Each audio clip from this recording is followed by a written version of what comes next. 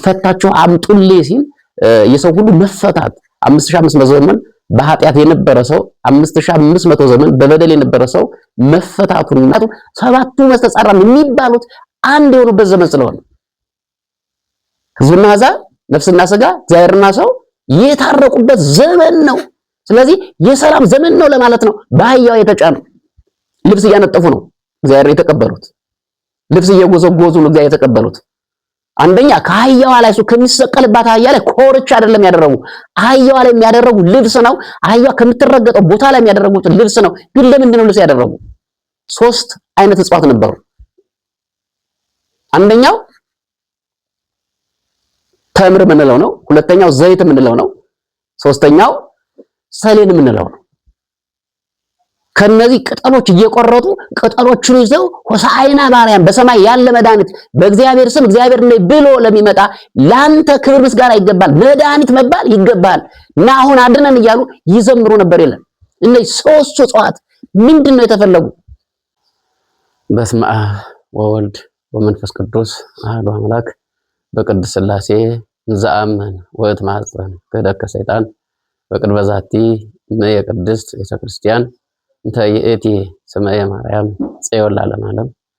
ዓለም ከመፈጠሩ አስቀድሞ ደመናትን በሰማይ ሳይሳቡ ተራሮችና ኮረብቶች ሳይመሰረቱ አንድነት በሶስትነት ጸንተህ ነበር፣ ዛሬም ያለህ ከዚህም በኋላ ለምን አሳልፈህ የተኖር አልፋና ኦሜጋ ልዑል አምላካችን እግዚአብሔር ባለፈው ኃጢአታችንና በደላችን መጠን ተቆጣጥሮ ሳታጠፋን እስከዚህ ጊዜና ሰዓት ስላደረስከን እናመሰግናለን። የተከበራችሁ የተወደዳችሁ ኦርቶዶክሳውያንና ኦርቶዶክሳውያት ምዕመናንና ምዕመናት፣ እናቶች፣ አባቶች፣ ልጆች፣ ወንድሞች ሳላት ጨምሮ የመረጋገሩ ተከታተሉ። በአጠቃላይ እስከ ሞት ድረስ በወደደና ባፈቀረን በቸሩ አምላካችን በኢየሱስ ክርስቶስ ፍጹም ሰላም እንደምን አደራችሁ? እንደምን አደራችሁ? እንደምን ዋላችሁ? አሜን። እግዚአብሔር ይመስገን ብለን እንድናመሰግነው ይረዳና ይፈቀደልን አባቶቻችንን እግዚአብሔር ስሙ ለዘላለም የተመሰገነ ይሆንልን። ሌሎችም ቅዱሳን እንደ ክብራቸው መጠን ክብር ምስጋና ይድረሳቸው። እንግዲህ ዛሬ የምንማማርበት ትምህርታችን ሐሳብ ዕለተ ሆሳዕናን በተመለከተ ይሆናል። ሆሳዕና ማለት መድኃኒት ማለት ነው። የጌታችን የኢየሱስ ክርስቶስ አዳኝነቱን የሚገልጥ ስሙ ነው። ሆሳዕና እንግዲህ በቤተክርስቲያናችን ከሚከበሩ ከክርስቶስ አበይት በዓላት መካከል በፍትሐ ነገሥት ከተጻፉና እንዲከበሩ ከተሰሩ በዓላት መካከል አንዱ ነው። የዕለተ ሆሳዕናን ጠቅለል ያለ ታሪኩን ለማግኘት በማቴዎስ ወንጌል ምዕራፍ 21 ከቁጥር 1 ጀምረን እስከ 18 ድረስ ያለውን በማንበብ መረዳት እንችላለን። እንግዲህ ዛሬም እኛ የምንማማርበት በውስጡ የተከወኑ ክርጓኔዎችን ነው። ልብስ የማንጠፍ ጉዳይ አለ፣ ዘንባባ ዞ የማመስገን ጉዳይ አለ፣ የአህዮች ጉዳይ አለ። እሱ ምንድነው ይሄ ዋነኛ ምስጢሩ የሚለውን እናያለን። ታሪኩን ከጊዜ አንፃር እዚያ ላይ ሄዶ ማንበብ ይቻላል ማለት ነውና ይህንን አስመልክተን እግዚአብሔር ፈቀደልን ወደደልንን እንማማራለን። እግዚአብሔር ሁላችንም ያስተምረን። እንግዲህ ታሪኩን መግቢያ ላይ እንደነገርኳችሁ ማቴዎስ ምዕራፍ 21 ቁጥር 1 ላይ ወቀሪው ወይዚ ኢየሱስ ኢየሩሳሌም በጽሐ ቤተ ፋጌ ጌታ ወደ ኢየሩሳሌም በቀረበ ጊዜ ወይ ሊገባ በቀረበ ጊዜ የደብረ ዘይት አጠገብ በምትሆ ቤተ ፋጌ ደረሰና ወምዝፈነው ክሌተ ማርዳዩ ከዚህ በኋላ ከደቀ መዛሙርቱ ሁለቶቹን ላከ፣ እንዲህም አላቸው ሁሩ አገደ ዘቅድሜክሙ ወደፊታችሁ ወዳለ ሀገር ሂዱ፣ ወተረክቡ ስርተ ድግተ ስለዋላ አህያ ከውርንጭላዋ ጋር ታስራ ታገኛላችሁ። ስለዚህ ሄዳችሁ ፈታችሁ አምጡልኝ። ማን ነው የሚል ለምን ነው የሚላችሁ ካገኛችሁ ወይም ባላችሁ ጊዜ ማን ነው የሚሏችሁ ያላችሁ እንደሆነ ጌታ ይፈልጋችኋል ብላችሁ አምጡልኝ ብሎ እግዚአብሔር ደቀ መዛሙርቱን ላከ ብሎ ነው የሚጀምረው። እንግዲህ እኛ ዋናው አህዮች ምንድናቸው፣ የአህዮች መፈታት ምንድነው የሚጠቁመን የሚለውንና በአህያ ስለመጫኑስ ምንድነው የሚለውን አትኩረን እንመለከተዋለን። እንግዲህ ሄዳችሁ የታሰሩትን አህያ ታገኛላችሁ፣ ሄዳችሁ ፈታችሁ አምጡልኝ የተባሉ አህዮች አሉ። የታሰሩ አህዮች ናቸው እነዚህ አህዮች። በእነዚህ የአህዮች መታሰር 5500 ዘመን የነበረው የሰው ልጅ በኃጢአት ሰንሰለት መታሰሩን፣ በኃጢአት አሮንቃ ውስጥ መውደቁን፣ በኃጢአት ሰንሰለት ውስጥ መውደቁና መታሰሩን ይጠቁመናል። እንግዲህ ፈታችሁ አምጡልኝ ሲል የሰው ሁሉ መፈታት 5500 ዘመን በኃጢአት የነበረ ሰው 5500 ዘመን በበደል የነበረ ሰው መፈታቱንና ከዲያብሎስ ማሰሪያ መውጣቱን የዲያብሎስን ወጥመድ ሰብሮ ማለፉን ያስተምረናል። የእግዚአብሔር ዳዊት እንደተናገረው መስገርት ተቀጥቀጠ ወንህነሰ ድህነ፣ መስገርት ወጥመድ ተሰበረ እኛም አመለጥን እንዳለ ያ የምታመልጡበት ዘመን፣ ከኃጢአት የምትፈቱበት ዘመን፣ ከበደል የምትፈቱበት ዘመን፣ ከባርነት ነፃ የምትወጡበት ዘመን ደረሰ ለማለት ፈታችሁ አምጡልኝ አላቸው። በነገራችን ላይ ያ ያሰራቸው ሰው ሰርቆ ያሰራቸው ናቸው። ያ በሌባው የሚመሰለው ዲያብሎስ ነው። ያ ሰርቆ እንዳሰራቸው ዲያብሎስን ባልፈጠረው ፍጥረት ምንም አይነት አስተዋጽኦ ባላደረገበት በሰው ልጅ ህይወት ገብቶ የሰው ልጅ 5500 ዘመን ኃጢአት ሲያሰራ ጣዖት ሲያስመልክ መኖሩን መናገር ነው። እንግዲህ እነዚህ አህዮች የተባሉ ማህበረሰቡ 5500 ዘመን የነበረው ከአዳም ጀምሮ እስከ ዕለተ ምጽአት የሚኖረውን ሰው ያጠይቃል። በተለይ እስከ ክርስቶስ ድረስ ያለውን ሰው ስለዚህ ያንን ፈታቸው አምጡልኝ አላቸው። ጌታ ይፈልጋቸዋል የተባለው ጌታችንና መድኃኒታችን ኢየሱስ ክርስቶስ ነው። ምክንያቱም አምላካችን ኢየሱስ ክርስቶስ ወደዚህ ዓለም የመጣው አዳምን ፍለጋ ስለሆነ ጌታ ወደ ቤተልሔም ሲገባ ግርግም ላይ ሲወለድ አዳምን እየፈለገ ነበር። ወደ ግብጽ ሲሰደድ አዳምን ፍለጋ ነበር። ገዳመ ቆሮንቶስ ሲገባ አዳምን ፍለጋ ነበር። ወደ ዮርዳኖስ ሲሄድ አዳምን ፍለጋ ነበር። ከናዝሬት ወደ ገሊላ፣ ከገሊላ ወደ ናዝሬት እየተመላለሰ ሲያስተምር አዳምን ፍለጋ ነበር። አዳም መጨረሻ ላይ የተገኘው ቀራንዮ የሚባል ተራራ ላይ ነው። እስከዚያ ድረስ ብዙ ጥረት ጥሯል። እግዚአብሔር አዳምን ለመፈለግ ብዙ ነገር አድርጓል። ቀራንዮ ተራራ ላይ ድረስ እስከሚያገኘው ቀራንዮ ተራራ ላይ እስከሚያገኘው ድረስ እግዚአብሔር ብዙ ነገሮችን አድርጓል። ብዙ ፍለጋዎችን ፈልጓል። እግዚአብሔር ሊፈልገን እንደሚመጣ አንድ ምሳሌ መሰሎ ተናግሯል። ከእናንተ መካከል 100 በጎች ያሉ ሰው ቢኖር ከነዚያ 99 ከመቶዎች መካከል አንዱ ቢጠፋ 99ን በጫካ ትቶ አንዱን ሊፈልግ አይሄድም ወይ ብሎ እግዚአብሔር ጥያቄ ያቀርብበትና 99ኙ ነገደ መላእክትን ትቶ አንድ አዳምን ሊፈልግ የመጣ አምላክ እንደሆነ ይናገራል። ቅዱስ ዮሐንስ አፈወርቅ እመቤታችን ባመሰገነበት በድርሳኑ ላይ የጠፋ በግ አዳምን የፈለገው ባገኘውም ጊዜ የተሸከመው ብሎ እግዚአብሔር ሊፈልግ እንደመጣ እግዚአብሔር እኛን ሊፈልግ ወደዚህ ዓለም እንደመጣ አስረግጦ ይናገረናል። ስለዚህ እግዚአብሔር ሊፈልገን የመጣ ጌታ ነው። ይፈልጋቸዋል ብሏቸዋል። እግዚአብሔር ትናንትና ብቻ አይደለም የሚፈልገው ነገር ዛሬ ድረስ ያሉትን ሰዎች ይፈልጋቸዋል። ምናልባትም ኃጢአት ላይ ኃጢአት እየደራረባችሁ ተስፋ የቆረጣችሁ እግዚአብሔር አይፈልገንም ብላችሁ ተስፋ የቆረጣችሁ ካላችሁ ኑ እግዚአብሔር ይፈልጋቸዋል። ጫት ቤት ሆናችሁ ያላችሁ በጫት ቤት ሆናችሁ ተስፋ የቆረጣችሁ እግዚአብሔር አይፈልገኝም ብላችሁ ተስፋ የቆረጣችሁ ካላችሁ እግዚአብሔር ይፈልጋችኋል። ጭፈራ ቤት ያላችሁ እግዚአብሔር ይፈልጋችኋል ወደ እግዚአብሔር። በተለያየ ኃጢአት ውስጥ ወድቃችሁ በተለያየ የመከራ ዘመን እያሳለፋችሁ ያላችሁ እግዚአብሔር ረስቶኛል የምትሉ እግዚአብሔር ይፈልጋችኋል ነው። ምክንያቱም እግዚአብሔር ፈላጊ አምላክ ስለሆነ ማለት ነው። እግዚአብሔር የሚፈልግ አባት ስለሆነ ማለት ነው። ስለዚህ ያ ይፈልጋቸዋል የተባለው ኢየሱስ ክርስቶስ ነው። ስለዚህ አህዮቹ የሚወክሉት 5500 ዘመን በመከራ የነበረውን በመታሰር ላይ የነበረውን ሕዝብ ይወክላሉ። መፈታታቸው ግን አዳም ከነልጆቹ ከማይሰራ ኃጢአት መፈታቱን ነው የሚያመለክተው። ሌላ ሁለተኛ አህዮቹ የሚወክሉት ሕዝብና አሕዛብን ነው። ትልቂቱ አህያ ሕዝብን ትወክላለች። ትንሽቱ ውርንጭላዋ ደግሞ አሕዛብን ትወክላለች። ያቺ ትልቁ አህያ እስራኤልን ትወክል ሕዝብ የሚባለው እስራኤል ነው። በግዝረት ከአሕዛብ የሚለይ ሕግ የተሰራለት ሕግ የወጣለት ክህነት ያለው ቤተ መቅደስ ያለው መስዋዕት ያለው እግዚአብሔርን ለመጀመሪያ ጊዜ ያለው እግዚአብሔር የተረዳ እግዚአብሔርም ራሱ ሕዝበ ዘበኩሬ የመጀመሪያ ልጆች ብለው ያመሰገናቸው እስራኤላውያን ናቸው። ውርንጭላዋ የምትወክለው ደግሞ አሕዛብን ነው። አሕዛብ ግዝረት የላቸውም፣ ሕግ የላቸውም፣ አምልኮተ እግዚአብሔርን አያውቁም፣ መስዋዕት የላቸውም፣ እግዚአብሔር አለውት እግዚአብሔር አልተረዱ ናቸው። ነገር ግን ሁለት ወይም ላይ በመጫን ሕዝብና አሕዛብን አንድ ላደርግ የመጣ ጌታ ነኝ ለማለት ለመጠቆም ነው። አንድ ጊዜ ተጫነባቸው ብሏል አባቶቻችን።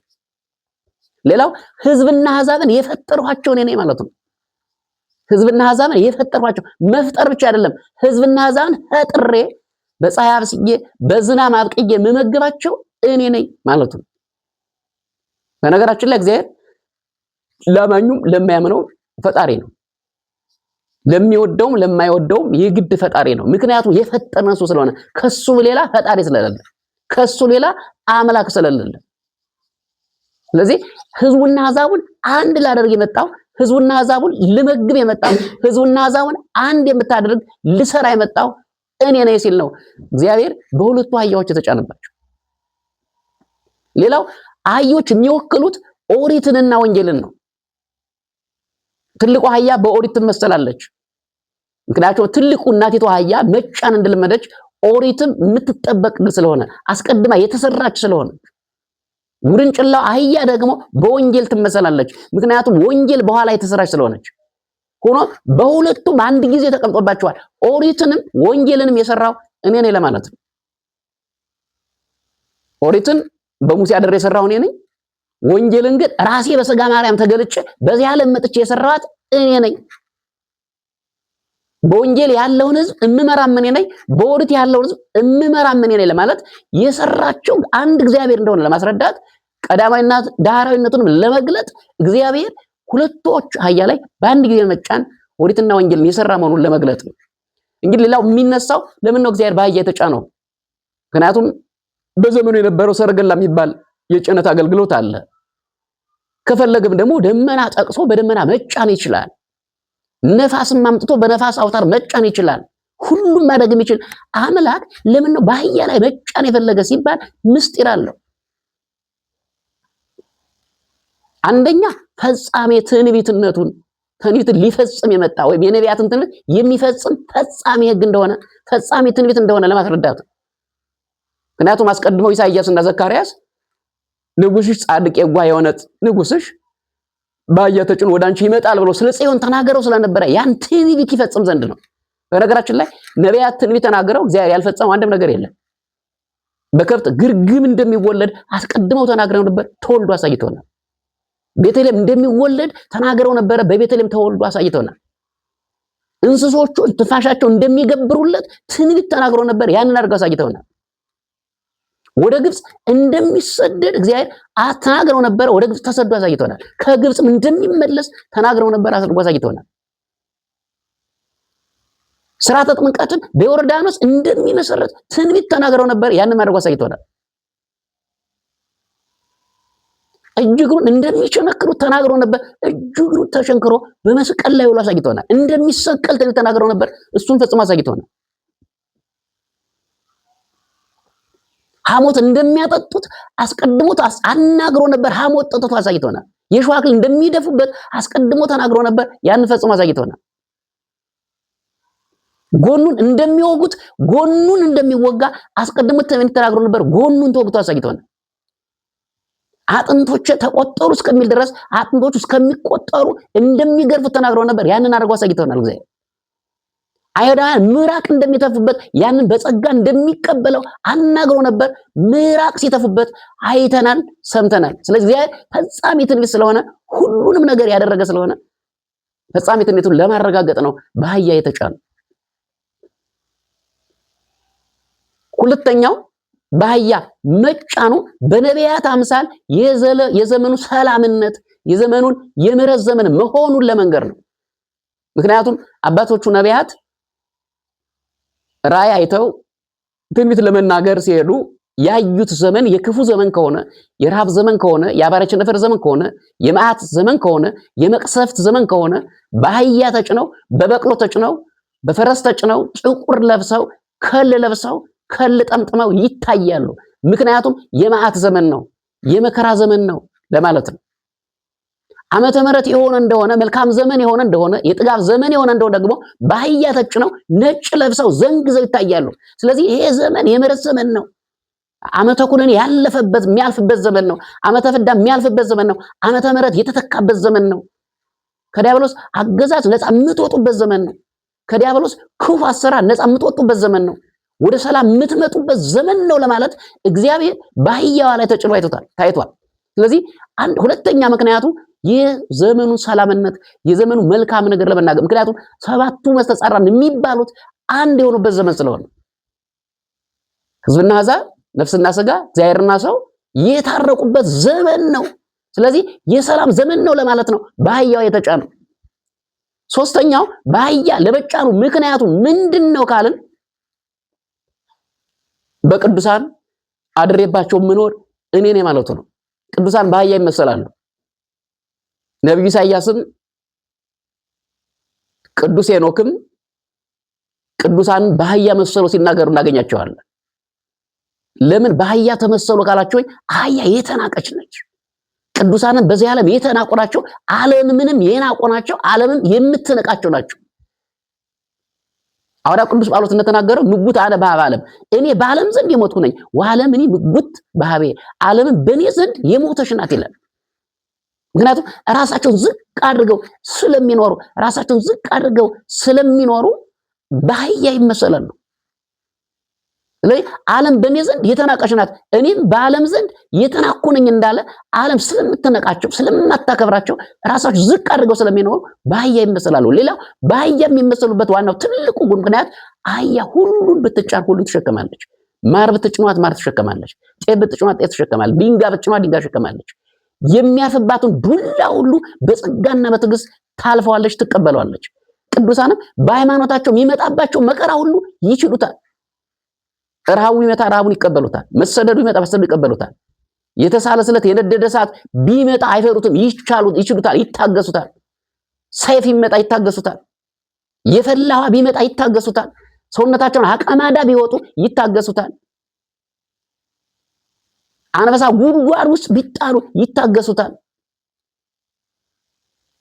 ነገስታቱ መኳንንቱ የፈለጋቸውን ሊያደርጓቸው ይታገሱታል።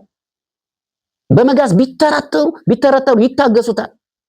በድንጋይ ቢወገሩ ይታገሱታል። ምክንያቱም ቻዮች ናቸው፣ ታጋሾች ናቸው። ስለዚህ አህያ ሁሉን እንደምችል ቅዱሳን ይችላሉና ቅዱሳንን በአህያ ይመስላቸው። ስለዚህ በእነሱ ላይ አድሬ እኖራለሁ፣ በእናንተ ላይ የማድርበት ዘመን መጥቷል። ሰይጣን የሚሸነፍበት እኔ በእናንተ ላይ የማድርበት ዘመን መጥቷል ማለት ነው። አራተኛውና ዋነኛው አንኳሩ ጉዳይ ግን በአህያ የመጫኑ ምስጢር፣ በአህያ የተጫረሰው አሳዶ ሰው አይዝም፣ ሩጦም አያመልጥ። ስለዚህ እግዚአብሔር ምን ማለት ነው? ከፈለጋችሁኝ አልታጣም ማለት ነው። ማንኛውም ሰው ቢፈልገኝ እገኛለሁ፣ አልታጣም። ካልፈለጋችሁኝ ደግሞ አላስገድድም ማለት ነው። እግዚአብሔር ማንኛውም ሰው ቢፈልገው ይገኛል፣ አይንቅም። እግዚአብሔር በድህነት ውስጥ ያለች አንድ እናት እራት በልታ ምሳ በልታ እራት የማደግም እናት ደሃ እናት ብትኖር አይንቃትም። ስለ ድህነቷ ከፈለገችው ይገለጥላታል። ምሳ በልቶ እራት የማይደግም ቁርስ የሌለው ሰው ቢኖር እግዚአብሔር ይፈልገዋል። በማንኛውም ኃጢአትና መከራ ውስጥ ያለን ሰው እግዚአብሔር ቢፈልገው ይገለጥለታል። እግዚአብሔር ማንንም አይንቅምና ከፈለጋችሁኝ አለዋል። አብርሃም ሲፈልገው ለአብርሃም የተገለጠው አብርሃም ጻድቅ ስለሆነ እኮ አይደለም። ጣዖት አምላኪ ነበር እኮ። በዕለተ ሰሉስ የተሰራውን እንጨት ጠርቦ አይን እጅ አውጥቶ እግር አውጥቶ አምላኪ ነህ ብሎ የሚያመልክ ነበር። ሲፈልገው ግን አንተ ትናንትና ጣዖት አምላኪ ነህ ብሎ አልተቀየመው፣ አልገለጥልህም አላለው። አብርሃም ብሎ ጠርቶታል።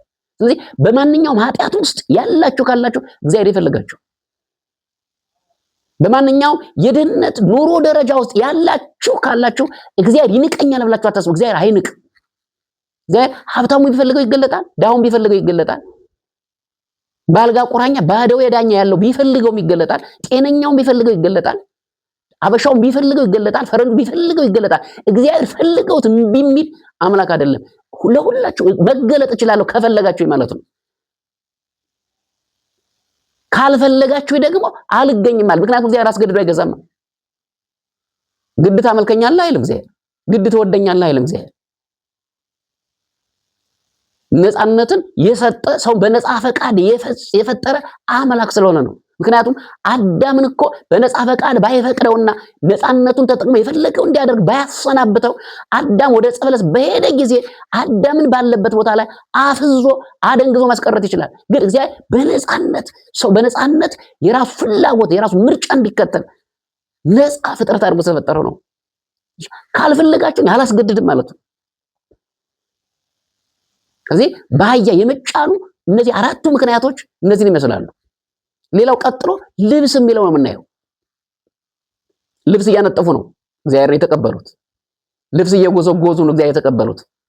አንደኛ ከአህያዋ ላይ እሱ ከሚሰቀልባት አህያ ላይ ኮርቻ አይደለም ያደረጉ፣ አህያዋ ላይ የሚያደረጉ ልብስ ነው። አህያዋ ከምትረገጠው ቦታ ላይ የሚያደረጉት ልብስ ነው። ግን ለምንድን ነው ልብስ ያደረጉ? ልክ ዛሬ ወጣቶቹ ታቦት በሚከበር ስብዓት ምንጣፍ እያነጠፉ ታቦቱን እንደሚያከብሩ አንደኛው የመጀመሪያው ልብስ የማንጠፋቸው ምክንያት የአክብሮት ነው። አይደለም አንተ ይቅርና አንተ የተቀመጥክባት አህያ የተከበረች ናት ብለው ልብስ አነጠፉለት። ምክንያቱም ማክበር ደግሞ በእስራኤላውያን ዘንድ ልማድ ነው። እዩ የሚባለው መሪ እንዲህ አድርገውለታል።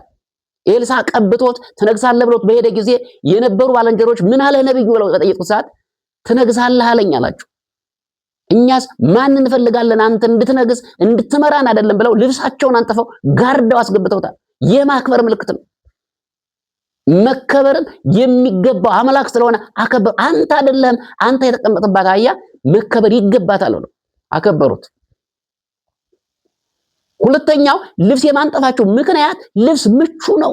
ወንጌል ምቹ የሆነች ሰራውላችሁ ማለት ነው። ለሁሉ የምትመችግ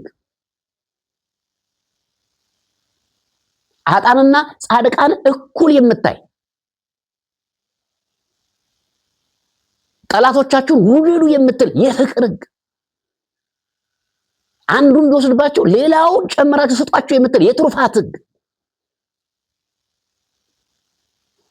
ለሚበድሏቸው ጸልዩላቸው ብላ ፍቅርን የምታስተምር ምቹ ሕግ ሰራሁላችሁ ለማለት ነው። ድሃና ሀብታምን የማትለይ ትንሽና ትልቅ የማትለይ በጾታ ለይታ የማታገል ሁሉን እኩል የምታይ ሕግ ምቹ ሕግ ሰራሁላችሁ ማለት ነው። በነገራችን ላይ ዓለም ቢያውቅበት ዓለም ቢረዳ ሁሉ በወንጌል መኖር ቢጀምር በወንጌል ቢኖር ዓለምን ያለምንም ጫጫታ መምራት ይቻላል። ያለ ጸጥታ አካላት ዓለምን መምራት ይቻላል። ያለ ፖሊሶች ዓለምን መምራት ይቻላል። ጦርነት የማይሰማባት ዓለም ማድረግ ይቻላል ሰው በወንጌል ቢኖር።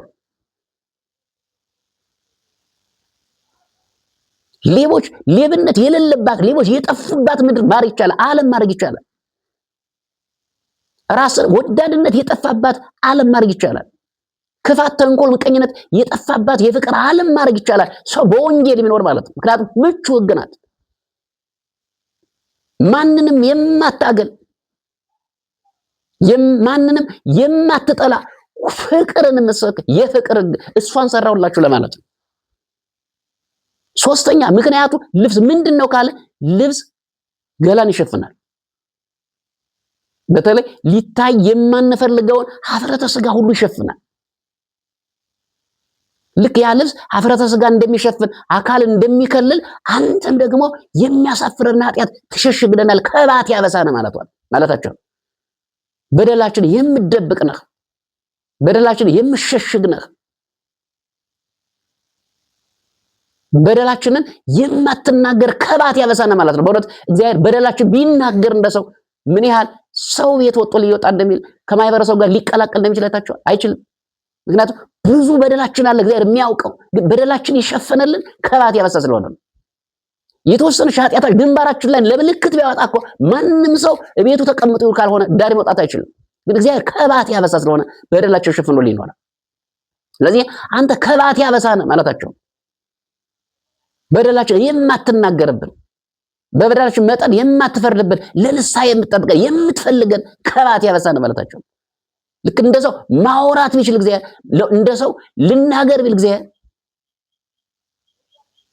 ተጽፎ የማያልቅ የማይዘረዘር በደላችን ልናገር ቢል ማንም ሰው ከእግዚአብሔር ፊት አይደለም ከሰው ፊት መቆም አይችልም። ግን እግዚአብሔር ከባት ያበሳ ስለሆነ በደላችንን ኃጢአታችንን ሸፍኖ ይኖራል።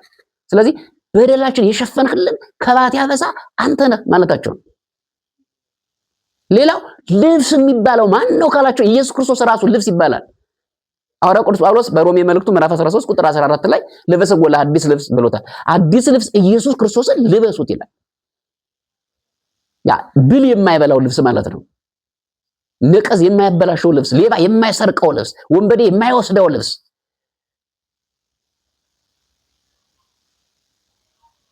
ምቹ የሆነ ልብስ ኢየሱስ ክርስቶስን ልበሱት አለ። ኢየሱስ ክርስቶስ እኔን የምትመስሉበት ሰዓት፣ እኛ አንተን የምንመስልበት፣ አንተ ደግሞ ከኛ ጋር የምትኖርበት ጊዜ ደረሰ ለማለት ነው። ልብስ ያለበሱት ኢየሱስ ክርስቶስ መምሰል ማለት ነው። አዲስ ኢየሱስ ክርስቶስን ልበሱት አለ ሐዋርያው ቅዱስ ጳውሎስ። ልብስ የተባለ እኛ ክርስቶስን የምንመስልበት ጊዜ እንደደረሰ ለመጠቆም ነው። ክርስቶስም ከኛ ጋር ተዋህዶ የሚኖርበት ጊዜ እንደደረሰ ለማጠየቅ ነው። ክርስቶስ መልበስ ማለት ክርስቶስን መምሰል ማለት ነው። በየዋህነት መምሰል እግዚአብሔር፣ በትህትና መምሰል እግዚአብሔር፣ በፍቅር መምሰል እግዚአብሔር፣ ጠላትን በመውደድ እግዚአብሔር መምሰል፣ በየዋህነት፣ በገርነት፣ በሸርነት፣ በይቅር ባይነት እግዚአብሔር መምሰል እንድንችል ነው የሚጠቁመን። ሌላውና አምስተኛው ልብስ ያለጠፉበት ምክንያት፣ ልብስ ማለት ልጅነት ማለት ነው። ነብዩ ኢሳይያስ እንደተናገረው አለበስከኝ ለሕይወት ወለሰ መድኃኒት፣ የሕይወትና የድህነትን ልብስ አለበስከኝ ይላል። ስለዚህ ያ አዳም ያጣት ያቺ ልጅነት የምትመለስበት ጊዜ ደረሰ። የዲያብሎስ ልጅ ባሪያ አገልጋይ ከመባል ወጣችሁ የእግዚአብሔር ልጆች የምትባሉበት ጊዜ ደረሰ። ልጅነታችሁ የምትመለስበት፣ ከእግዚአብሔር የምትወለዱበት፣ ከማኅፀነ ዮርዳኖስ ከአብራከ መንፈስ ቅዱስ የምትወለዱበት ያ የልጅነት ዘመን መጣ ማለት ነው። ያ የልጅነት ዘመን መጥቷል ሲላቸው ነው፣ ወይም መጥቷል ሲሉ ነው እነሱ። ልብስ ማለት ልጅነት ነው። ከእግዚአብሔር የብርሃን ክብር የብርሃን ልብስ የምታለብስ ልጅነት ያች ተመለሰች ማለት ነው። ምክንያቱም አዳም መጀመሪያ ካጣው ትልቁ ነገር ሁሉ የእግዚአብሔር ልጅነት ማጣት ነው። ከተገፈፈው የብርሃን ልብስ ሁሉ በላይ ካጣው ተድላ ደስታ በላይ ሊያሳስበው የነበረ ከእግዚአብሔር መነጠሉ ነው። የእግዚአብሔር ልጅ ከመሆን ወጥቶ የዲያብሎስ ባሪያ መባሉ ነው። ያ አበቃ ማለት ነው። ስለዚህ ልብስ የለበሱበት ምክንያት ያለበሱበት ያነጠፉበት ምክንያት እነዚህ ይመስላሉ። ሌላው በዚህ ወቅት የተስተናገደው ነገሮች ምንድነው ካላችሁ ቅጠሎች ነበሩ። 3 አይነት እጽዋት ነበሩ። አንደኛው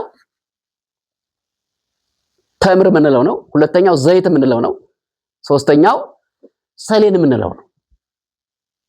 ከነዚህ ቅጠሎች እየቆረጡ ቅጠሎችን ይዘው ሆሳዕና በአርያም በሰማይ ያለ መድኃኒት በእግዚአብሔር ስም እግዚአብሔር ነኝ ብሎ ለሚመጣ ላንተ ክብር ምስጋና ይገባል፣ መድኃኒት መባል ይገባል እና አሁን አድነን እያሉ ይዘምሩ ነበር ይላል። እነዚህ 3 እጽዋት ምንድነው የተፈለጉ? በአቅም አንላቸው፣ በአቅማቸው ከነሱ የሚመልጡ ወርቅ አለ፣ ዝግባ አለ፣ ከዚያ በላይ ሆኑ እጽዋት አሉ። እነዚህ የተፈለጉ ለምንድን ነው ከተባለ ግን የሚፈለጉበት ስነ ባህሪ ስላላቸው ነው። በተለይ እግዚአብሔር የሚገልጥ በውስጣቸው ስነ ባህሪ ማንነት ስላላቸው ነው የተፈለጉት። ምክንያቱም እግዚአብሔርን በስነ ፍጥረት መስሎ መማር የቤተክርስቲያናችን ልማድ ነው። ቤተክርስቲያናችን እግዚአብሔርን በተወሰነ መንገድ ለመግለጥ ሰው እንዲረዳው ለማድረግ እግዚአብሔር የሚመስሉ ስነ ፍጥረታትን እየጠቀሰች ታስተምራለች። ለምሳሌ ፀሐይን ጠቅሰን የሥላሴን አንድነት ሶስትነት እንማራለን። እሳትን ጠቅሰን የሥላሴን አንድነት ሶስትነት እንማራለን። ወይንን ጠቅሰን የሥላሴን አንድነት ሶስትነት እንማራለን። በለስን ጠቅሰን የሥላሴን አንድነት ሶስትነት እንማራለን። ቅቤውን ወተቱን ጠቅሰን የሥላሴን አንድነት ሶስትነት እንማራለን። አባ ሕርያቆስ እንዲህ አስፍቶ ይናገራል። አብ ፀሐይ፣ ወልድ ፀሐይ፣ ወመንፈስ ቅዱስ ፀሐይ፣ አሐዱ ፀሐይ ጽድቅ። አብ ፀሐይ ነው፣ ወልድም ፀሐይ ነው፣ መንፈስ ቅዱስ ፀሐይ ነው፣ አንድ የጽድቅ ፀሐይ ነው ብሎታል። ምክንያቱም ፀሐይ 3 ነገር አለው። ክበብ አለው፣ ሙቀት አለው፣ ብርሃን አለው። ግን 3 ነገር ስላለው አንድ ፀሐይ እንጂ 3 ፀሐይ ይባላል። ሥላሴን በስም በግብር በአካል 3 ምንላቸው፣ በአምላክነት ግን አንድ እንላቸዋለን እንጂ 3 አንላቸው። ስለዚህ ስለሚገልጥ ነው። ጨለማውን ጠርተን ስለዚህ እንማራለን። ምክንያቱም የማይመረመር መሆኑን የሚያሳየን ስለሆነ የማይመረመር የማይደረስበት መሆኑን ለመግለጥ ጨለማውን ጠቅሰን ስለዚህ እንማራለን። ነፋሱን ጠቅሰን ስለዚህ እንማራለን። ረቂቅ ስለሆነ ረቂቅነቱን ለመግለጥ በነፋስ እንመስለዋለን። ስለዚህ እነዚህ 3 እጽዋት አንኳር የሆኑ ጉዳዮች ስላሉባቸው በውስጣቸው እግዚአብሔር የሚገልጥ ማንነት ስላለባቸው ለምሳሌ እነሱ ስለሚያመቹ 3 እጽዋትን ተጠቅመዋቸዋል። አንደኛው ሰሌን ነው። የሰሌን ባህሪ ምንድነው? ሰሌን በእሾህ የተከበበ ነው። ማንኛውም ሰው ደፍሮ እንደፈለገ ሊያደርገው የሚችል እንጨት አይደለም። ልጨብጥ ባሉት ጊዜ ይዋጋል፣ ደም ያደርጋል፣ ያደማል። ስለዚህ አንተም መዋየ ህሊና መዋይ ነህ ማለት ነው። አሸናፊ ነህ፣ ኃያል ነህ፣ ትምህርት ኃይል አለህ፣ ትምህርተ መዋይ አሸናፊ ነህ ማለት ነው። እንደ እግዚአብሔር አሸናፊ እንደ እግዚአብሔር ኃያል የለም። መናገራችን ላይ እግዚአብሔር የሚያሸንፍ እግዚአብሔር ያላሸነፈው ኃይል የለም። አንተ ኃያል ነህ ማለታቸው፣ አንተ አሸናፊ ነህ ማለት ናቸው። እግዚአብሔር ያላሸነፈው ፍጥረት የለም። የመጀመሪያው ዓለም ላይ ዓለመ መላእክት ሽብር የነዛው ጥላቻ የፈጠረውን ዲያብሎስን አንኮታክቶ እንጦርጦስ ያወረደው እሱ ነው። ስለዚህ ኃያል ነው እግዚአብሔር። እስራኤል ባሪያንም አለቅ እግዚአብሔር የምትለውንም አላውቅ ብሎ ለሙሴ የመለሰውን ፈርዖንና ፈርዖናውያንን ባሕረ ኤርትራ ውስጥ እንዲሰጥሙ ያደረጋቸው አሸናፊው እግዚአብሔር። መኑ ግልፏ ለኢየሩሳሌም የኢየሩሳሌም ጣዖቷ ማን ነው ብሎ እግዚአብሔር በጣዖት መስሎ የተሳደበውን ሰናክሬምን እስከ ሰራዊቱ ድረስ ያጠፋው ያሸነፈው እሱ ነው። ዛሬም ኃያላንን የሚሉትን ጉልበታቸውን የሚሰብራቸው እሱ ነው። የሚያሸንፋቸው እሱ ነው። የሚያሸንፋቸው ዛሬም ጠቢባንን የሚሉትን ጠቢባንን ሁሉ በሞት የሚገዛ የሚያንበረከካቸው አሸናፊ ነው። ስለዚህ አሸናፊ ነህ አንተ ለማለት ነው።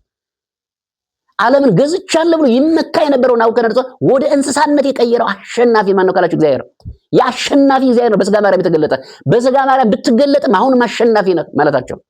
ስለዚህ አሸናፊነቱን ለመግለጥ ምሳሌ ስላለው ነው ዘንባባ እንዲያዝ ምክንያት ይሆን ወይም ሰሌን እንዲያዝ ምክንያት ይሆን። ሌላው ሰሌን ምንድነው ካላችሁ ሰሌን እሳት ብትለቁበት ግንዱን ሙሉ መብላት አይችልም። እሳት ዳይዳዩን ላይላዩን ለብልቦ ይተዋል። ምክንያቱም መብላት አይችልም። ስለዚህ አንተም የምንመረምረው ያህል እንመረምራለን እንጂ የምናውቅን ያህል እናውቃለን እንጂ አንተን ፈጽሞ መመርመር አይቻልም ማለታቸው። የማትመረመር ነው ማለታቸው። እግዚአብሔር ማን ይመረምረዋል?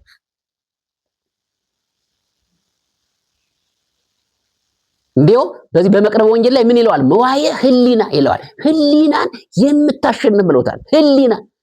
ህሊና ሰማያ ሰማያት ወጥቶ መመርመር አይችልም። መቀመቃት ወርዶ መመርመር አይችልም። ምስራቀ ምስራቃት ሄዶ አይመረምርም። ምዕራበ ምዕራባት ሄዶ መመርመር አይችልም። እግዚአብሔር ማግኘት አይችልም። አንተ መዋየ ህሊና ነህ ብሎታል።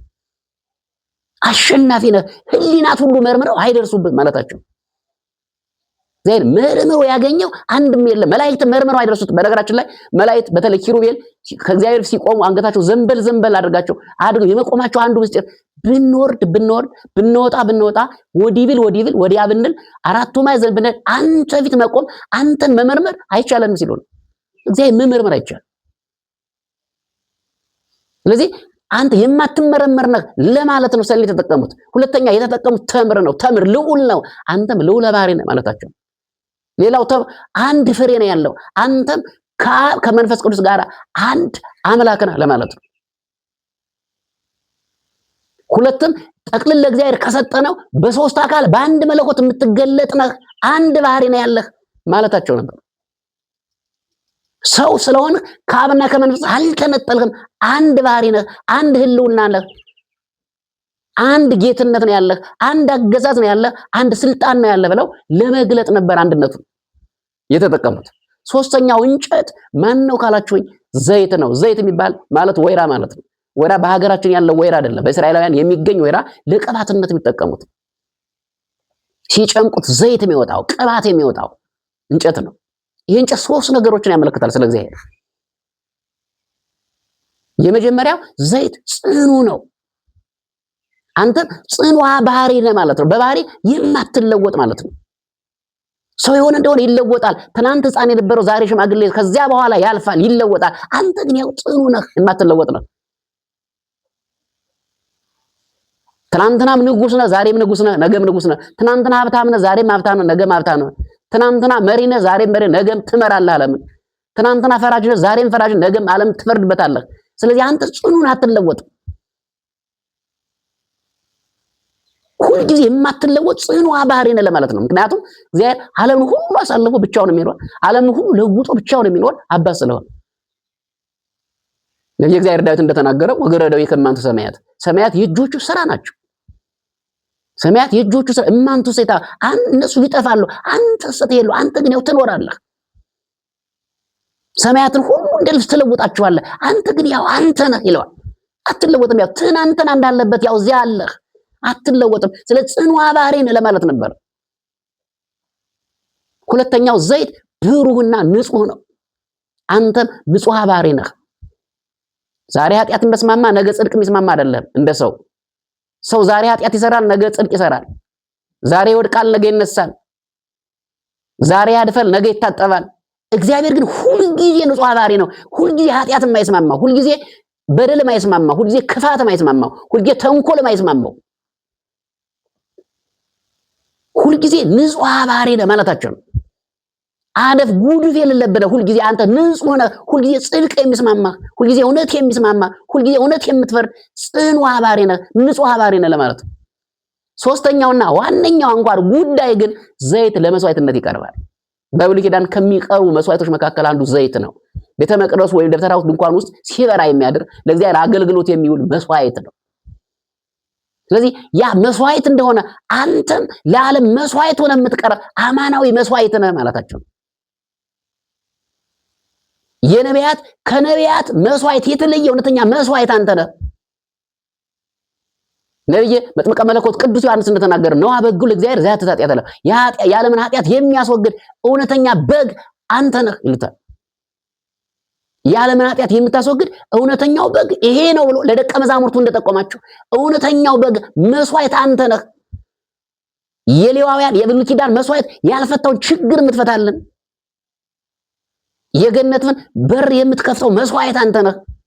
5500 ዘመን በአዳምና በሔዋን አማካኝነት ወደዚህ ዓለም ገብቶ ዓለምን ያስጨነቀውን የሞት ጉልበት የምትሰብረው አንተ ነህ ማለታቸው። 5500 ዘመን በሰውና በእግዚአብሔር መካከል የነበረውን የጥር ግድግዳ የሚፈርስበት መስዋዕት አንተ ነህ። ነቢያት ማስወገድ ያልቻሉትን ችግር ሁሉ የምታስወግደው መስዋዕት አንተ ነህ። የውርስ ኃጢአት የምታስወግድ አንተ እውነተኛው መስዋዕት ነህ። አዳም ያጣትን ልጅነት የምትመልስ እውነተኛው መስዋዕት አንተ ነህ። አዳም የተገፈፈውን የብርሃን ልብስ የምትመልስ እውነተኛ መስዋዕት አንተ ነህ። አዳም የደከመበትን መንፈሳዊ ድካም መልሰህ የምታበረታው አንተ ነህ እውነተኛው መስዋዕት ብለው መስዋዕትነቱን ለመግለጽ ነው። ምክንያቱም ቀራንዮ ላይ የተሰዋው በግ ኢየሱስ ክርስቶስ ስለሆነ ቀራንዮ ላይ የተሰዋው ስጋ ስለሆነ አሁን ምን በላው የምንጠጣው የአንድ ጊዜ የተሰዋው ስጋ ነው። እስከ ዓለም ፍጻሜ ድረስ ኃጢአት ሲያስተሰርይ በደል ሲደመስስ ሰዎች ከእግዚአብሔር ጋር ሲያቀራርብ ስላሴን ወደ እግዚአብሔር ሲያመጣ እግዚአብሔርን ደግሞ ሰዎችን ደግሞ ከስላሴ ባህሪ ተሳታፊ እንዲሆኑ አድርጎ የሚኖር መስዋዕት ስለሆነ ያ መስዋዕት ስለሆነ ስለዚህ መስዋዕት ትሆናለህ ሲሉት ንጽዋቱን የፈለጉት። ስለዚህ እነዚህ ንጽዋት የፈለጓቸው የሚገልጥ ነገር ስላለ በአጠቃላይ ግን እነዚህ ጽዋቶች ደግሞ የሚያመሳስሏቸው በአንድ ላይ የሚያስተላልፉ መልእክት አላቸው። ሁለቶችም ሶስቶችም ደረቆች አይደሉም፣ ለምለሞች ናቸው። በአጠቃላይ የዓመተ ኩነኔ ማለፍ የሰላም ዘመን ነው ለማለት ያመለክታሉ። ዓመተ ፍዳ ከላ፣ ዓመተ ኩነኔ ጠፋ፣ ዓመተ ምሕረት መጥቷል። ያ ሰው ስራ ሰርቶ ዋጋ የማይቀበልበት ያ ዓመተ ፍዳ ከላ፣ ሰው ጽድቅ ሰርቶ የማይጸድቅበት ያ ዓመተ ኩነኔ ከላ፣ ተወገደ፣ በአንተ ሰላም ሆነ ለማለት ያመለክታሉ። ስለዚህ እነዚህን ይዘው ነው ያመለከቱት። ይሄንን ይዘው ነበር ሆሳዕና ማርያም በሰማይ ያለ መድኃኒት እያሉ ያስገቡት። እግዚአብሔር በሰማይ ያለ መድኃኒት ከዚህ ዓለም መድኃኒቶች የተለየ የዓለም ሳይንቲስቶች ከቀመሟቸው መድኃኒት የተለየ እነዚያ መድኃኒቶች ዘመን ያልፍባቸዋል። ዘመን ካለፈባቸው ጉድጓድ ውስጥ ይቀበራሉ፣ ይነዳሉ፣ እሳት ይቃጠላሉ። አንተ ግን ዘመን የማያልፍብህ ዘመን የማይሽርህ መድኃኒት አንተ ነህ። ዘመን የማያልፍብህ መድኃኒት የዓለም መድኃኒቶች አንዱን በሽታ ይመረጥላቸዋል፣ ህማም ይመረጥላቸዋል። አንዱ በሽታ ይፈውሱ፣ አንዱ መፈወስ አይችሉም። አንተ ግን በሽታ የማይመረጥልህ ሁሉን ማዳን የምትችል የነፍስንም የስጋን በሽታ የምትፈውስ አንተ እውነተኛው መድኃኒት እያሉ ያመሰገኑ አስገቡት። ያውም ያመሰገኑት ህፃናቱ ናቸው፣ ሽማግሌዎች አይደሉም። ህፃናት የሚባሉት አበም ማለት እንኳን የማይችሉ ቋንቋ ለይተው የማይናገሩ ህፃናት እግዚአብሔርን አመሰገኑት።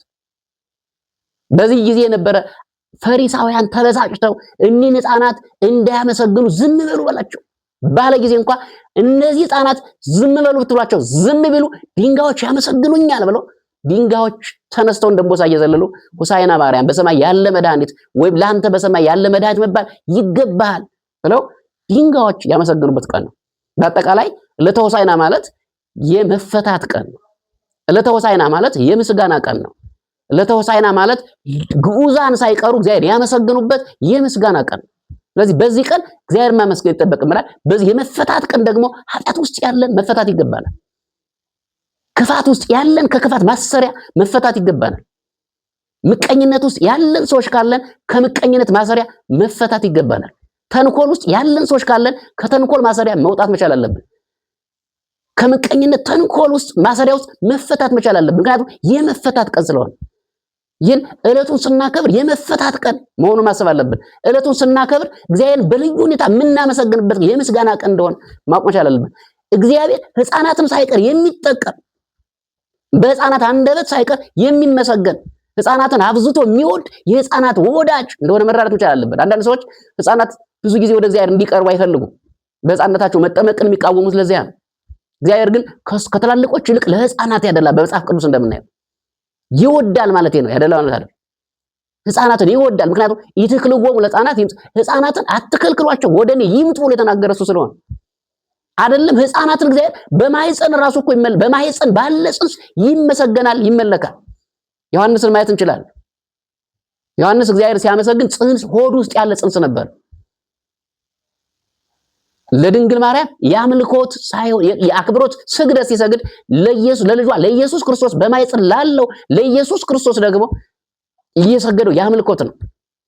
ቅዱስ ያሬድ ተናገረው ሰገደ ብሎ የወሰደው አንፈራ ጸጓል በውስተ ከርሳ ጽንሱ በማህፀን ዘለለ ያለችውን ኤልሳቤጥ ቅዱስ ያሬድ ግን ሰገደ ብሎ እንደወሰደው ሰገደ ብሎ አምልኮት እንደፈጸመ ይናገራል። ስለዚህ ዛሬ ሕፃናት ሳይቀር ያመሰግኑበት ግዑዛን ፍጥረታት ሁሉ ያመሰግኑበት ስለሆነ አንደበታችን ለምስጋና አንደበታችንን እግዚአብሔር ለማመስገን አንደበታችን እግዚአብሔር ለማክበር የምናውልበት ጊዜና ሰዓት እንደሆነ ተረድተን በዓሉን በተለየ ሁኔታ ማክበር ይጠበቅብናል። ስለዚህ ዕለተ ሆሳዕና ማለት እነዚህና የመሳሰሉ ድርጊቶች የተከወኑበት በተለይ የመፈታት ቀን ብለን የምንይዘው የምንወስደው ከኃጢአት ነፃ የምንወጣበት ቀን ስለሆነ ቀኑን ስናከብር ኃጢአታችንን እያሰብን ከኃጢአታችን እየተፈታን ለአባቶቻችን ኑዛዜ እያደረግን ራሳችን እያስተካከልን እንዲሆን አምላካችን እግዚአብሔር ይርዳን። እስከ ሰዓት ያስተማረን የገሰጸን የአባቶቻችን አምላክ እግዚአብሔር ስሙ ለዘላለም የተመሰገነ ይሁንልን። ወስብሐት ለእግዚአብሔር።